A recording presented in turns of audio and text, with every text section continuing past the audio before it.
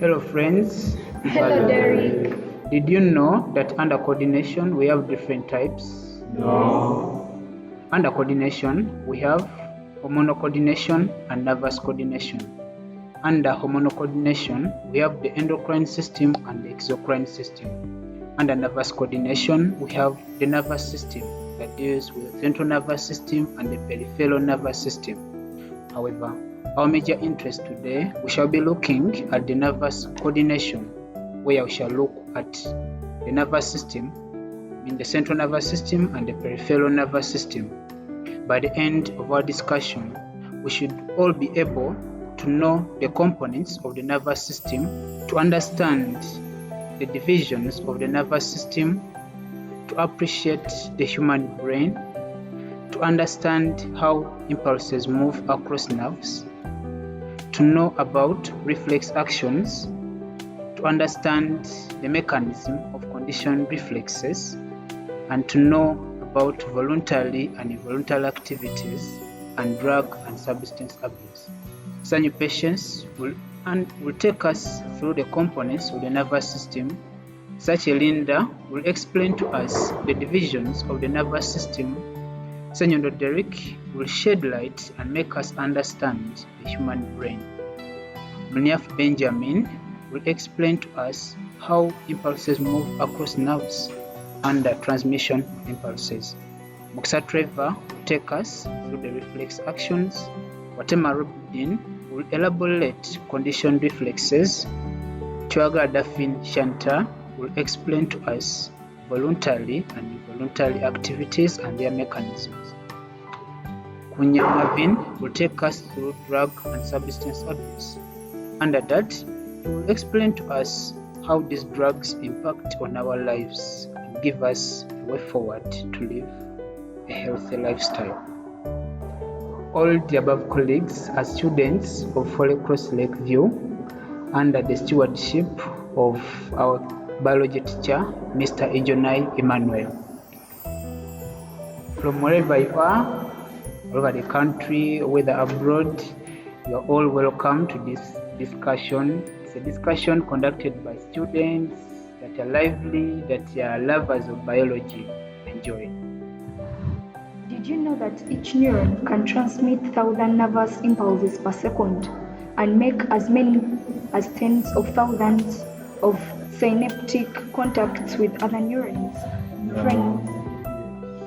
Friends, my name is Sanyu Patience Josephine, and I'm here to take you through the components of the nervous system. As you hear the word, what do you think the nervous system is? This is a system of nerve cells and sensory organs that carry out coordination by transfer of impulses. The composition of the nervous system.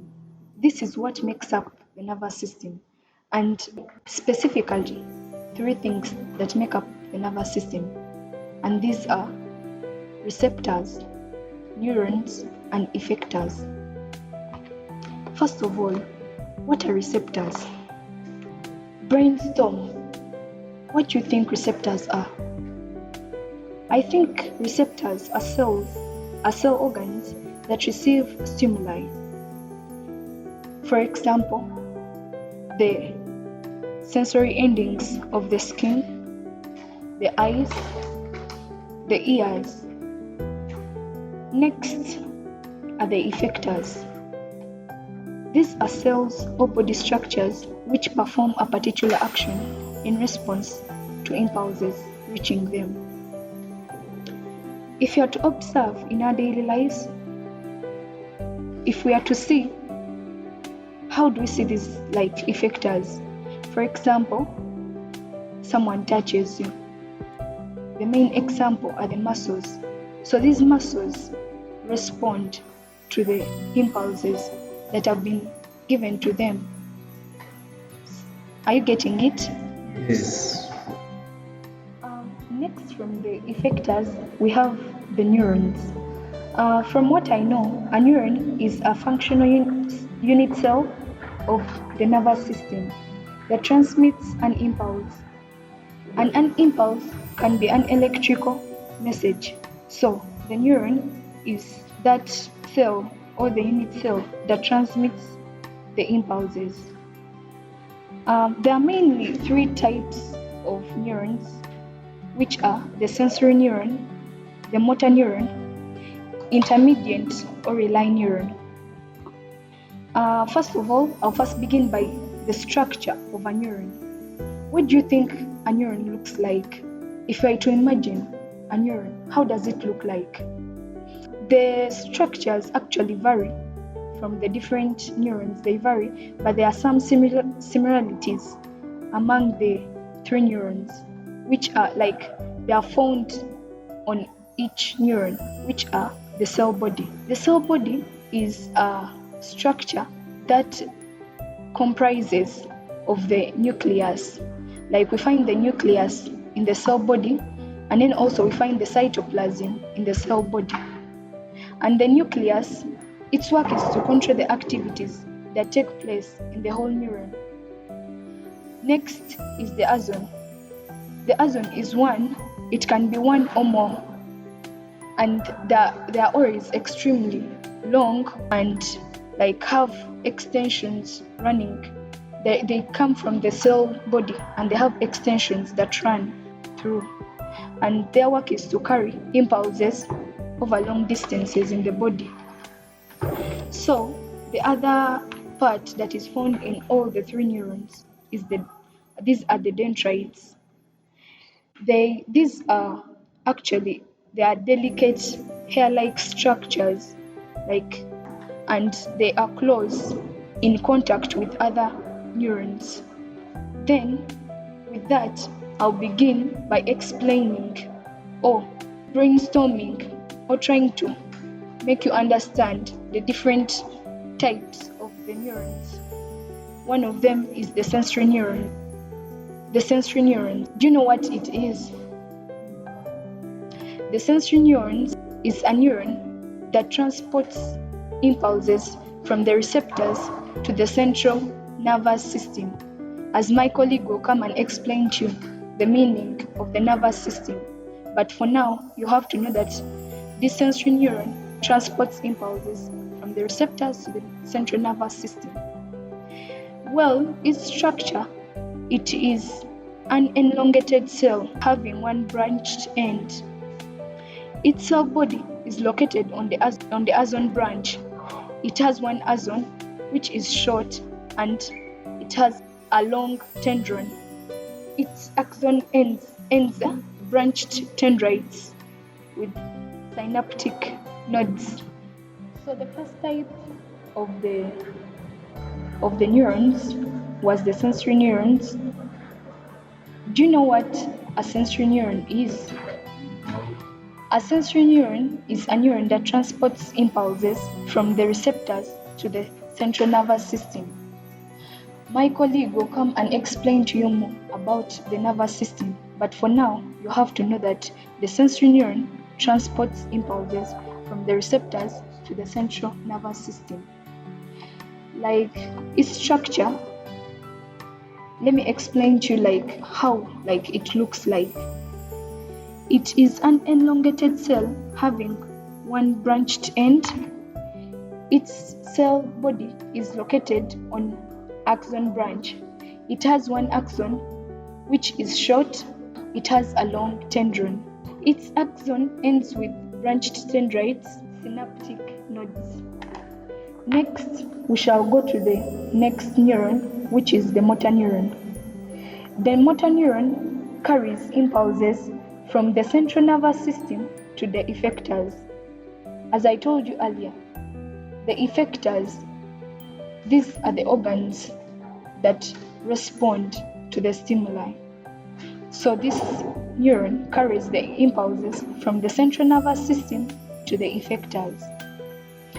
And the motor neuron is an elongated cell with branched ends on one part, and it has a thick part called the cell body containing the nucleus. As stated that all of them, actually even the sensory neuron, it also has the nucleus in the cell body. So the motor neuron has 10 tendrons which branch into dendrites. It has a long fiber arising from the cell body, forming an axon, which terminates in branches called terminodendrites or end branches. The last neuron is the relay or intermediate neuron. This neuron is like different. It has kinda different than the rest. Even its structure, it's kinda smaller and different from the rest. And its work, it's unique. So this neuron, its work, first of all, you have to know it is found in the central nervous system and carries impulses. Its work is to carry impulses from the central neuron to the motor neuron. It has numerous dendrites to connect with other neurons. So like it's formed in kinda like it looks like an oval, but on either sides it has different dendrites. There are many. These dendrites help it to connect the sensory neuron to the motor neuron. So it's the connector that connects them. And then its cell body, it's found in the middle. That's why I told you it's unique. For it, its cell body is found in the middle of the cell, which contains the nucleus. It is, some people term it as a connector neuron, of course, because it connects the sensory neuron to the motor neuron. Thank you, Sunny, for taking us through your presentation. Hi, everyone. Hello. My name is Isachi Linda, and I'm here to take you through the divisions of the nervous system. I would like to first ask you some questions. Have you ever wondered which system your brain and spinal cord lie? Or, after looking at how you blink, your heartbeat, and your breathing, do you ever wonder which system they belong or how they come about? Yeah, I'm here to be an aid for your questions through the divisions of the human nervous system. The human nervous system is divided into three systems: the central nervous system, the somatic nervous system, also known as the voluntary nervous system, the autonomic nervous system, also known as the involuntary nervous system. The voluntary and the involuntary nervous system lie under the peripheral nervous system. Then, if you've ever wondered which system your brain and spinal cord lie, here is your answer. They lie under the central nervous system.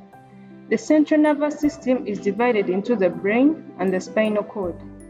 The brain is a relay center for cranial reflexes, and the spinal cord is a relay center for spinal reflexes. If your question was where the brain and spinal cord lie, your answer was the central nervous system. Then, if you've ever wondered how you blink, your heartbeat, and your breathing occurs, then here is the system, the peripheral nervous system.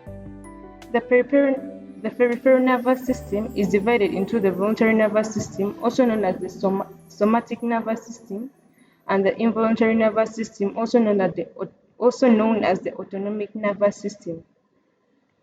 The somatic nervous system is divided into the cranial reflexes and the spinal reflexes, and the autonomic nervous system is divided into the parasympathetic and the sympathetic nervous system. The parasympathetic and the sympathetic nervous system work together antagonistically, like the biceps and triceps of your arm. The parasympathetic nervous system inhibits organs to bring them to rest, and the sympathetic nervous system stimulates organs. Yeah, if your question was where your blinking, your breathing, and heartbeat occurs, it was from the peripheral nervous system. That's all I had for you. Thank you. Hello guys. Hello. My name is Sanyando Derek, and I'm here to take you through the human brain. Thank you so much, Linda, for taking us through the divisions of the nervous system. The more we learn about the brain, the more wonderful it seems. Incredibly intricate, vigilant, responsive, powerful, the citadel of the human spirit. The human brain has been described as the most complex structure in the universe. Although it has been compared to a computer, it is far superior to any computer yet built. Understanding how it functions remains one of the most challenging problems in biology. Nevertheless, progress has accelerated in recent years. The human brain contains an estimated 100,000 million nerve cells with more than 1,000 miles of nerve fibers per cubic centimeter of the cerebral cortex, the thin outer layer of the forebrain in which our consciousness is located. Dear friends, I would like to inform you that every nerve cell in the cortex receives an average of about 1,000 to 10,000 connections from other nerve cells. Somehow, from this new network, we achieve the process of conscious thought. The brain, the mysterious and most complex organ of the human brain, weighs about 3 pounds, uses about 20% of the body's energy and oxygen intake, and about 1,000 miles of blood per minute flow through it. Have you realized how complex your brain is? The brain serves countless functions. Language and abstract thought, judgment and planning, advanced reasoning and learning, all of these would be possible without your brain. The highly developed human brain is much more than the center of intellectual activity. You need your brain to breathe. You need your brain to metabolize food. And you need your brain for your conscious control. Without your brain, you could not appreciate the poem, a symphony, or even a song. To your brain, you owe your consciousness of yourself and the world around you. The brain regulates and coordinates all the voluntary and involuntary moves you make. In short, your brain is what makes you human. In fact, the great physician Hippocrates recognized as much in the 5th century BC when he observed what happens to people with head wounds. He said, "From the brain and from the brain only arise our pleasures, joys, laughter, jests, as well as our sorrows and griefs." Have you realized how amazing your brain is? Yes. Let's look at the structure of the human brain. The human brain is made up of the forebrain, the midbrain, and the hindbrain. Did you know that the human brain is made up of different hemispheres? Okay, I'm here to give you a solution to your question. The brain is made up of the right hemisphere and the left hemisphere. The right hemisphere of the brain controls the left part of the body, and the left hemisphere of the brain controls the right part of the body. It means that all activities that take place at your left part of your body are controlled by your right part of the brain, and all activities at the right part of your body are controlled by the left hemisphere of the brain. The brain is made up of the forebrain, the midbrain, and the hindbrain. The forebrain is composed of the cerebrum and olfactory lobes. The cerebrum serves a number of functions. The cerebrum occupies about 85% of the total size of the brain. The cerebrum acts as the center for all conscious thought. The cerebrum is responsible for your general awareness and your consciousness. The cerebrum also makes decisions based on inherited characteristics, and also experience in the environment. Dear friends, let's look at the olfactory lobes. The olfactory lobes are two paired lobes located ventrally at the base of the brain. The olfactory lobes serve a major function of interpreting impulses from the olfactory nerves in your nose, bring about a sense of smell. We have the midbrain. The midbrain is made up of the optic lobes, the thalamus, and the hypothalamus, plus the pituitary gland. The hypothalamus is just located above the thalamus. The hypothalamus controls the hormonal coordination and also the nervous coordination.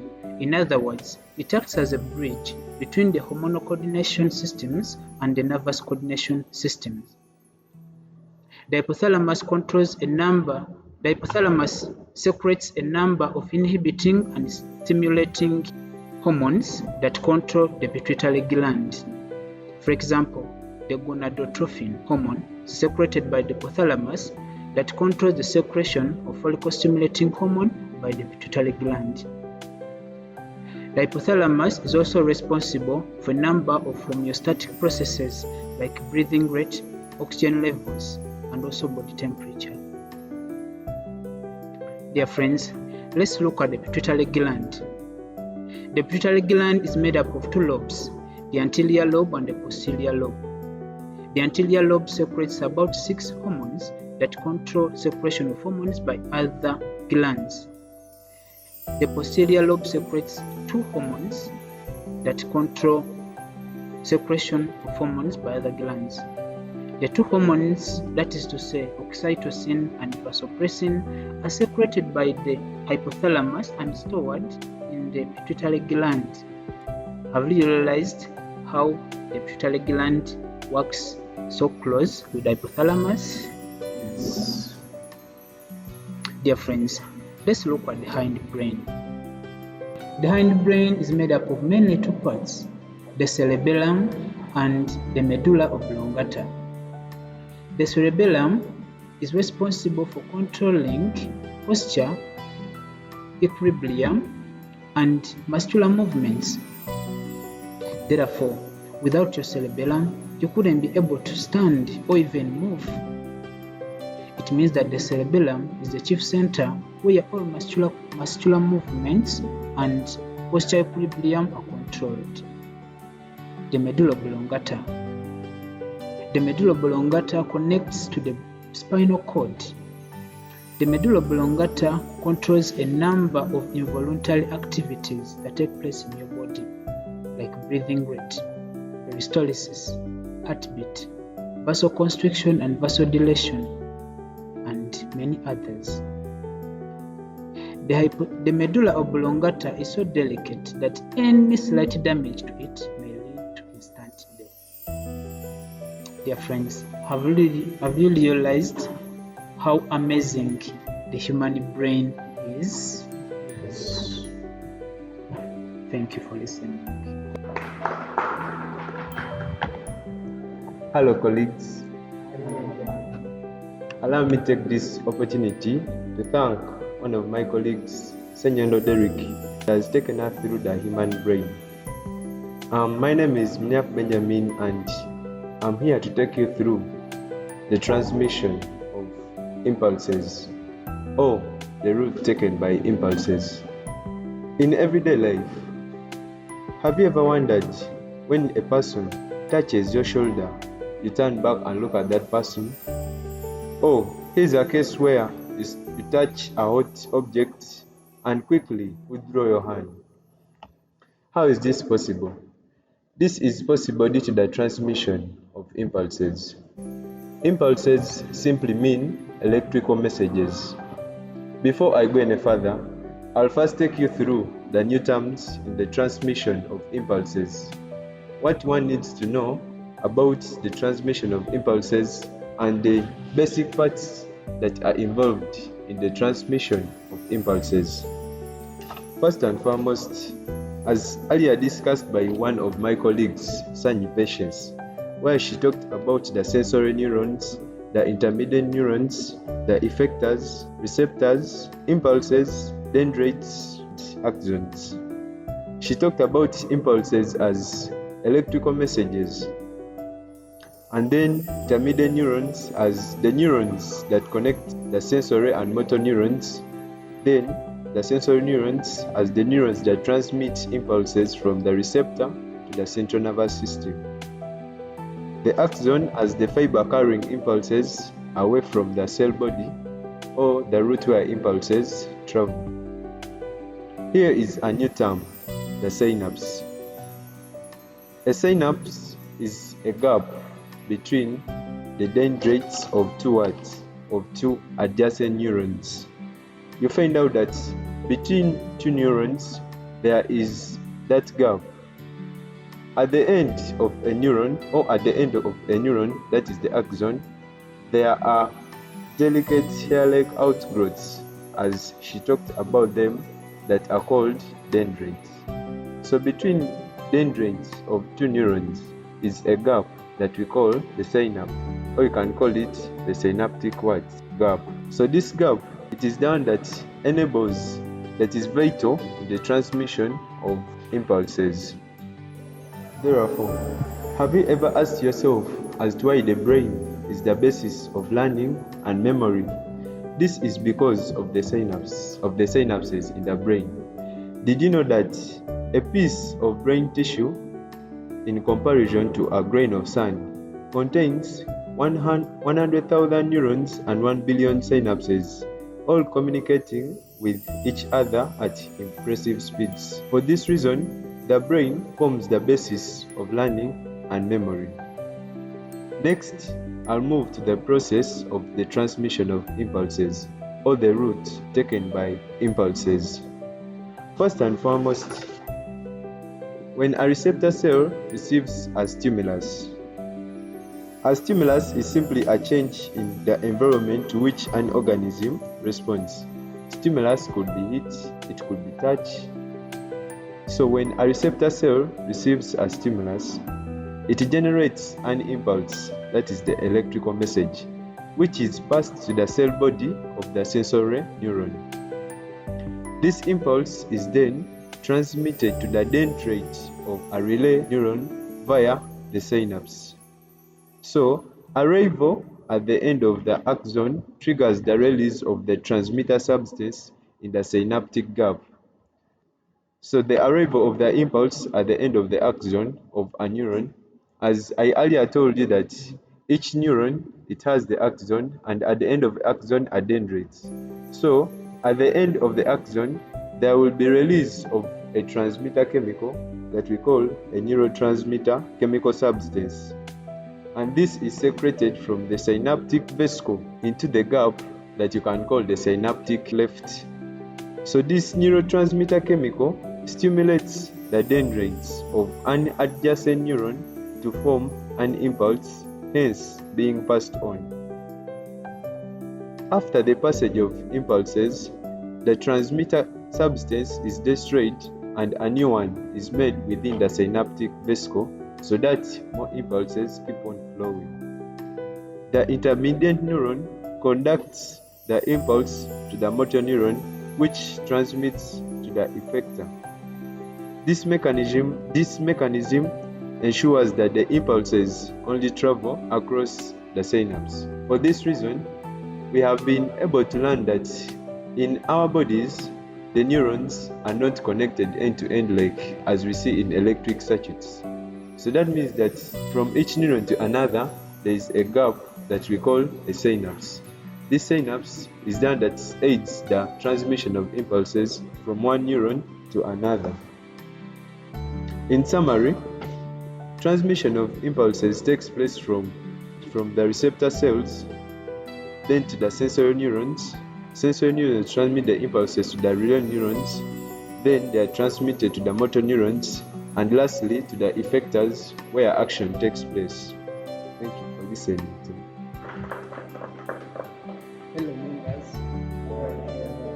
I want to take this opportunity to thank our colleague Wanyange Benjamin, who has taken us through the transmission of impulses, and I thank him because he has given me a basis to use his knowledge to apply it in our daily life.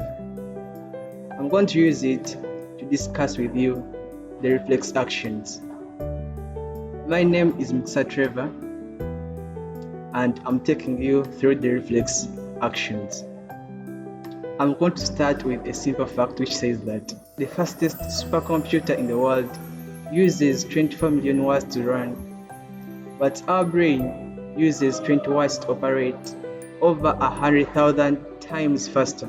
This makes it the fastest device in the universe. Wow, I think it's amazing.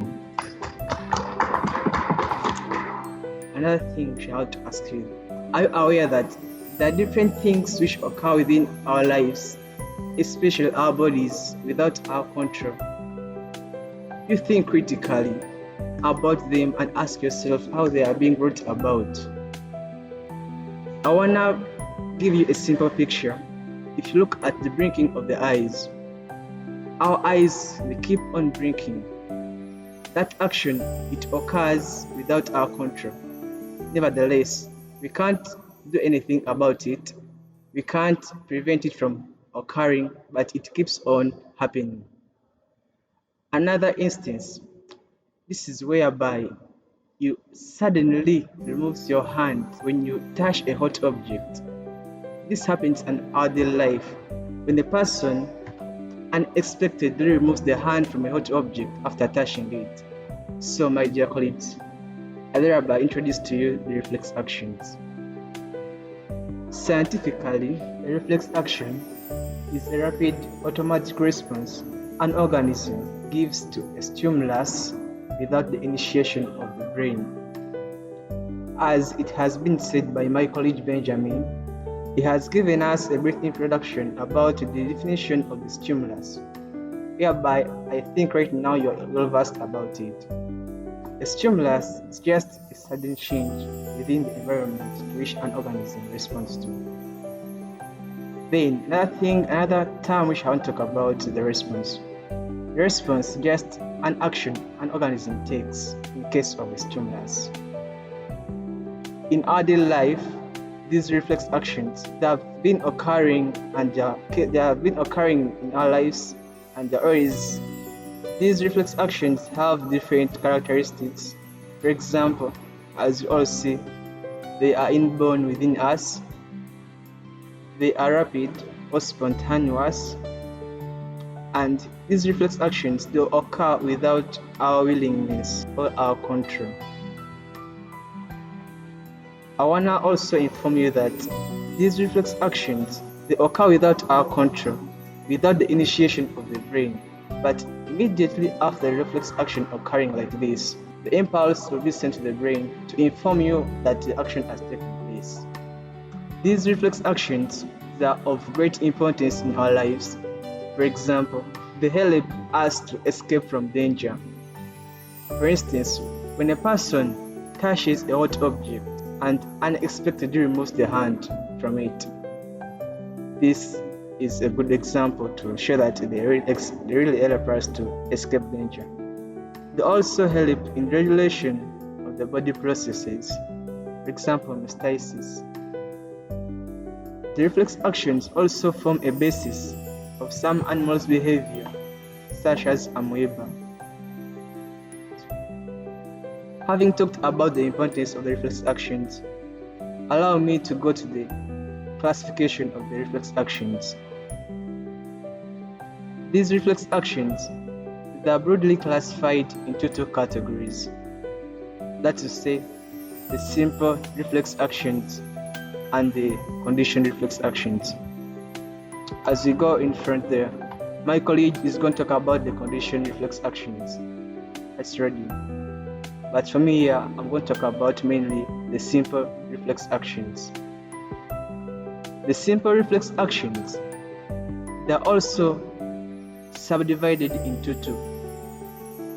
That is to say, the cranial reflex actions and then the spinal reflex actions.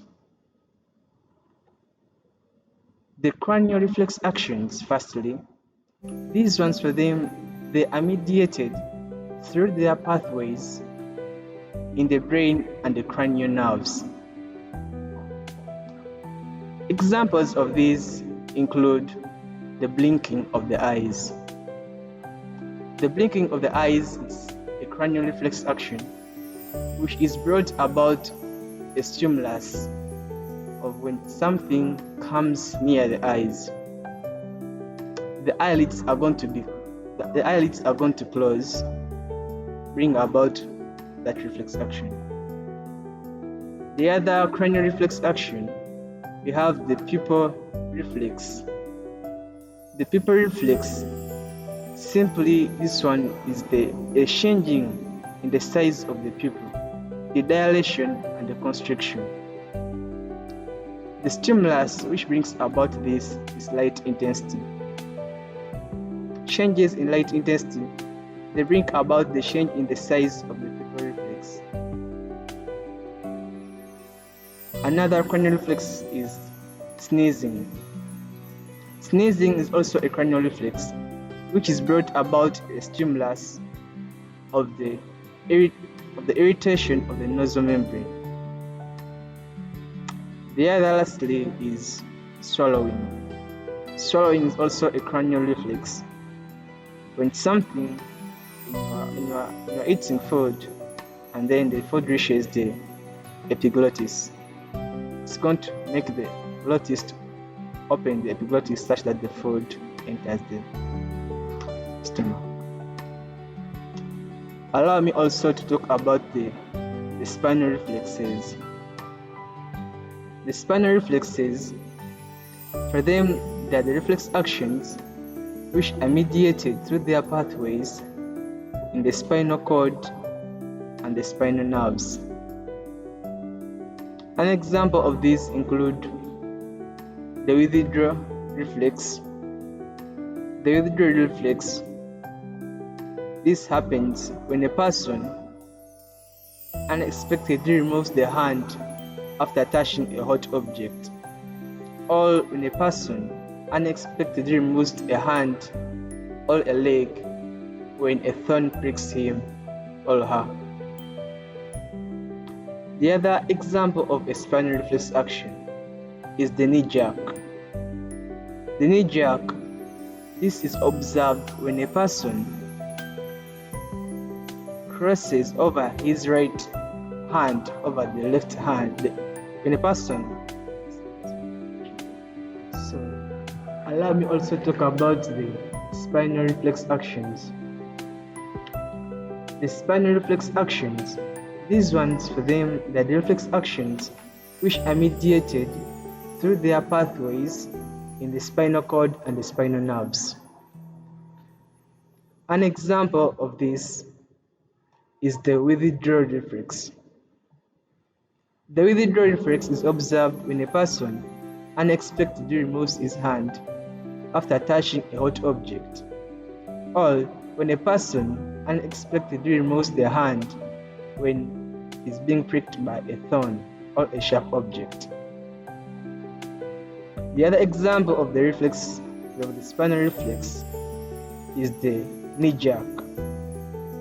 The knee jerk is observed when a person crosses over his right leg over the left leg and stacks hardly below the kneecap.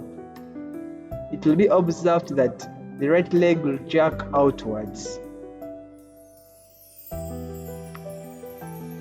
Lastly, I want to talk about the reflex arc. Basing on the knowledge of my colleague Benjamin, I'm going to use it to take you through the reflex arc. The reflex arc, this is a path which is taken by an impulse to bring about a reflex action. There are 3 different neurons which are involved in bringing about a reflex arc, as they were described by my colleague Benjamin. We have the sensory neuron, the intermediate neuron or the relay neuron, we have the motor neurons.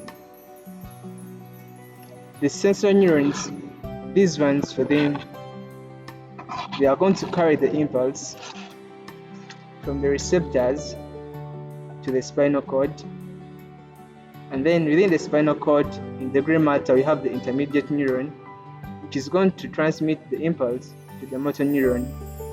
Then the motor neuron will transmit the impulse to the effector muscles to bring about the reflex action.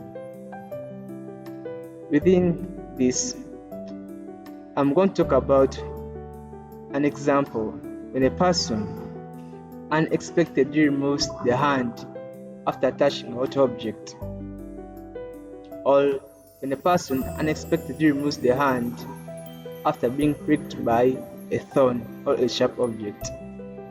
and this is a withdrawal reflex. So my dear colleagues, allow me to describe the withdrawal reflex to you.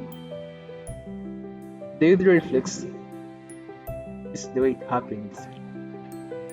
First, when a person is being pricked by a thorn, the pain receptors in the skin, which are the free nerve endings, they are going to receive the stimulus of pain, and are going to be stimulated to generate an impulse from the stimulus. After generating the impulse, the sensor neuron is going to transmit this impulse to the spinal cord. This sensor neuron is going to transmit the impulse to the spinal cord, and again the impulse will enter the spinal cord through the dorsal root, which is a branch of the spinal cord. After entering the spinal cord through the dorsal root, it's going to enter the cell body of the different sensory neurons in the dorsal root ganglion. A ganglion is just a mass of the many cell bodies of sensory neurons with one outer coating. So after the impulse entering the cell bodies of the different sensory neurons in the dorsal root ganglion, it's going to move through the axon to the gray matter of the spinal cord. The gray matter of the spinal cord this is the H-shaped structure at the center of the spinal cord. The gray matter contains the intermediate neuron. The intermediate neuron transmits the impulse to the motor neuron from the sensory neuron. So the impulse travels, and the impulse moves across the axon and reaches the impulse moves across the axon and reaches the dendrites of the sensory neuron. It's going to be transmitted across the synapse to the intermediate neuron. So when the intermediate neuron receives the impulse is going to move across its axon, and it's going to reach at the other end of the dendrites. When it reaches the end of the dendrites, it's going to also be transmitted across the synapse to the dendrites of the motor neuron. When the motor neuron receives the impulse is going to travel along the axon of the motor neuron, and it's going to move away from the spinal cord through the ventral root across the motor neuron. The motor neuron has the terminal endlets, which are going to end in the effector muscles of the arm, that is to say, the biceps and the triceps. The impulse is going to make the biceps to contract and the triceps to relax. As a result, a person is going to suddenly remove their hand from the hot object or from a sharp object, and this is going to bring about the reflex action, which is the withdrawal reflex. So in summary, these reflex actions, they are brought about by a reflex arc, which also being brought about by the transmission of impulses involving the free neurons, the sensory neuron, the intermediate neuron, and the motor neuron. Thank you for listening. Hello friends, I would like to start by thanking my colleague Mr. Trevor for the great work he has done. He has explained the reflex actions as conditioned and simple reflexes, where he has explained about the simple reflexes, and for me I'm here to discuss about the conditioned reflexes. Have you ever wondered why students normally respond to the bell after it goes, or why a baby cries when he or she sees her mother holding a stick? Well, here's the response. A conditioned reflex is a learned response an organism develops when a normal stimulus for a particular action is replaced or associated by another stimulus. What does this mean? It means that the organism learns to respond to the stimulus introduced or associated with the normal stimulus. But this is explained well in the Pavlov experiment. The Pavlov experiment was established by a Russian biologist called Ivan Pavlov in the 1990s. What do you think he did? In this case, he simply used dogs, a testing mill, and a bell. In the first place, Ivan Pavlov rang a bell and discovered that dogs did not salivate, since salivation is one of the reflex actions before bringing a testing mill. So, on presenting the testing meal, the dog salivated on receiving the scent from the meal. This means that the stimulus for the salivation is the meal. On the site of the testing meal, the dogs salivated. So, after doing this, he then presented the testing meal and rang the bell simultaneously. After ringing the bell and presenting the testing meal, he realized that the dog salivated. So he did this for quite a good period of time, and then he rang the bell without presenting the testing meal and realized that the dog still salivated. This indicates that the dogs had been conditioned to the stimulus of the ringing bell. Normally, the salivation was due to the stimulus of the presentation of the testing meal. However, the dogs had been conditioned to a reflex that had been introduced, an effective reflex. If ineffective stimulus had been introduced to indicates that the dog had been conditioned to the stimulus of the ringing bell, which replaced the stimulus of the normal stimulus of the taste or scent of the testing meal. So later, when he rang the bell without presenting the food for some time, the dog stopped salivating.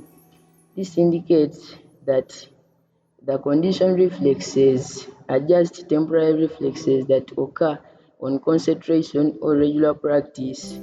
Here, the conditioned reflexes mainly combine or associate stimulus to get a response or conditioned reflex. Thank you.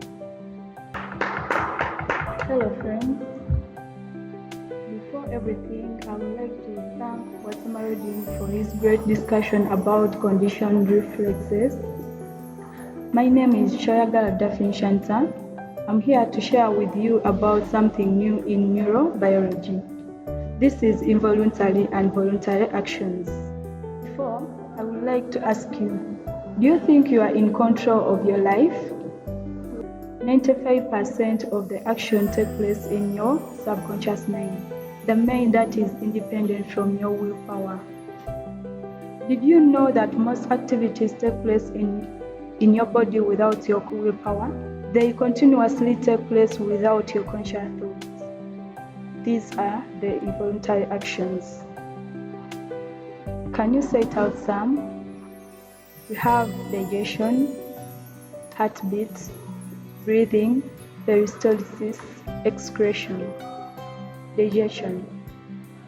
Digestion is the process of breaking down complex food compounds into simpler food compounds that can easily be absorbed in the body. This involves peristaltic movements in the gut and enzymic action. Heartbeat.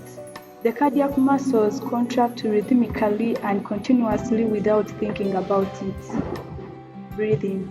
The diaphragm and intercostal muscles contract involuntarily to facilitate inhaling and exhaling.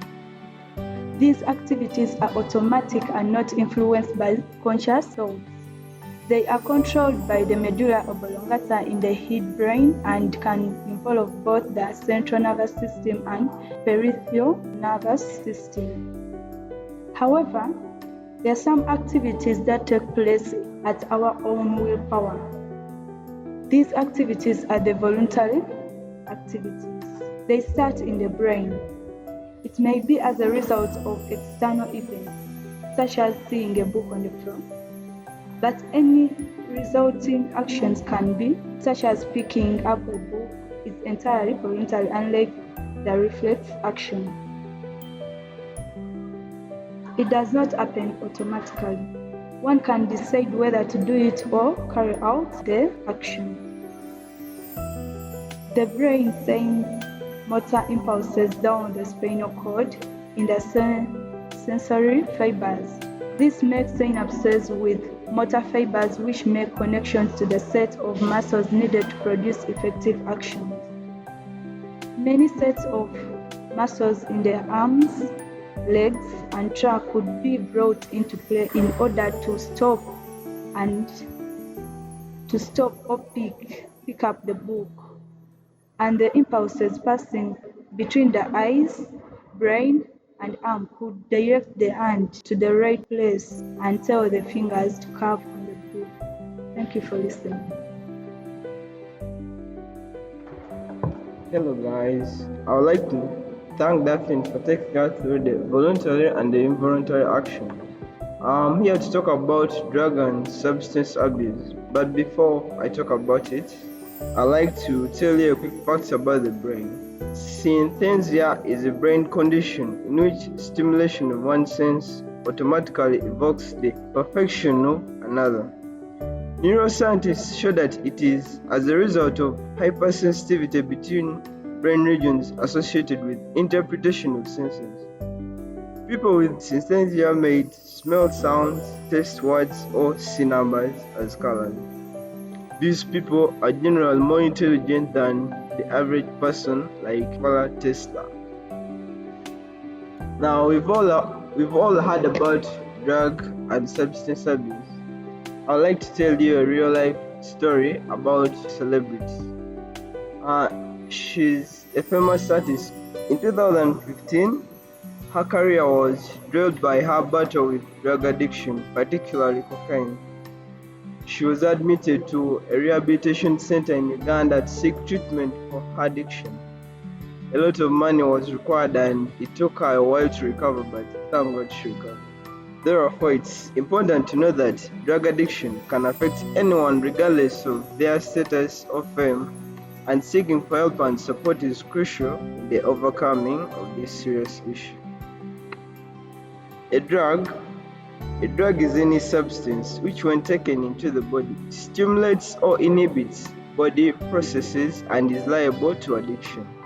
In our daily life, people know drugs as medicine or substance used in medicine due to the effects they incur onto the body. They can either affect you positively or negatively. We have various examples of drugs. Do you know some of them? Are you aware of the possible negative effects they can incur when taken into our bodies? I would like to first talk about alcohol. This is very common in our communities. Some of our elders tend to take it without knowing the effects it can incur on their bodies. Alcohol can inhibit the secretion of the antidiuretic hormone, and this is the reason for an individual passing out large amounts of urine. This condition is termed as diuresis. Now, in the long run, if a person has diuresis, this can result into a disease known as diabetes insipidus. Now, the second drug, we have cigarettes. These are usually common in our friends. The cigarettes contain harmful substances, and one of them is nicotine. When nicotine enters in your body, it stimulates the production of adrenaline, hence increases the heartbeat rate and raises the blood pressure. In this condition, your heart will be extra strained, which will lead to cigarettes contain mainly two harmful substances. The first one is nicotine. Nicotine stimulates the production of adrenaline, hence increases in the heartbeat rate and raises the blood pressure. In this condition, your heart will be extra strained, which is very dangerous to your heart. The second harmful substance is tar. When tar enters the circulatory system, it causes the clamping of red blood cells in blood vessels, leading to a condition known as thrombosis. The third drug is caffeine. Many people take it without knowing because it's found in coffee. Now, when caffeine is consumed in large amounts, it becomes very dangerous. Caffeine increases the heartbeat rate and makes people feel alert, therefore they will fail to sleep. In this state, a person is at a high risk of getting diseases like Alzheimer's. This is very common in adults 40 years and above. It is characterized by forgetfulness. Look at situations where an adult can have a knife in their hand but they are still looking for it. The second condition is ADHD. This is attention deficit hyperactivity disorder. This may be common in some students because of them reducing on their time of sleep as they read their books. It is characterized by short attention span. Someone can only concentrate for over just 30 minutes. Careless mistakes. These people easily get distracted. Therefore, I advise all of you to get enough rest and always sleep for about 4 and above hours. The fourth drug is cocaine. This is cocaine hydrochloride obtained from the coca plant. Once cocaine is taken into the body, it causes the synapse transmitter, for example, the noradrenaline, to linger in the synapse. This will result into activation of neurons and extra information through the brain. And the fifth drug is marijuana. The scientific name for this drug is cannabis sativa. This affects the transmission of impulses across the synapse. I'm going to talk about how these drugs work in our bodies and how they affect the brain. Now, the mechanism is, once the drug is taken into our body, it stimulates the neuronal assemblies in the brain regions associated with pleasure and rewarding processing. This results into overstimulation of brain cells that stimulate brain regions associated with addiction. This will cause a shift from incentive salience. These are a series of actions we do with our will to habitual formation through neurotransmitter substances. Drug abuse. This is the persistent, extensive use of a form of drug for other reasons other than the acceptable medical reason. Some of the causes of drug abuse are poor prescription, underdosage, overdosage, health complications, expert drugs that intoxicate the body, and self-treatment. The effects of drug abuse are mental complications, for example, insomnia, lack of sleep. We have memory loss. The drug abuse can also lead to liver and heart failure. It can lead to blood cancer, lung cancer, withdrawal from social circle. They can lead to heart fatigue, thrombosis. They can also lead to poverty due to addiction. They can lead to loss of self-esteem and dignity. They can also lead to a condition known as diuresis, where a person excretes a lot of urine due to it. All these effects of drug abuse can be solved and mitigated by doing the following. The affected personnel can be taken to rehabilitation centers for treatment. The government can also put strict laws or strict restrictions on certain drugs such as alcohol. For example, you have the 18 and above law not taking alcohol. We can also carry out sensitization of the people about the effects of the drugs and the effects of drugs. I would like to thank the members for participating and also thank you for listening to us. The discussants were Sanyu Patience, Sashi Linda, Senyendo Derek, Nyaf Benjamin, Mixer Trevor, Watamarodi, Chagala Daphne, and Nyamaru. Thank you for listening.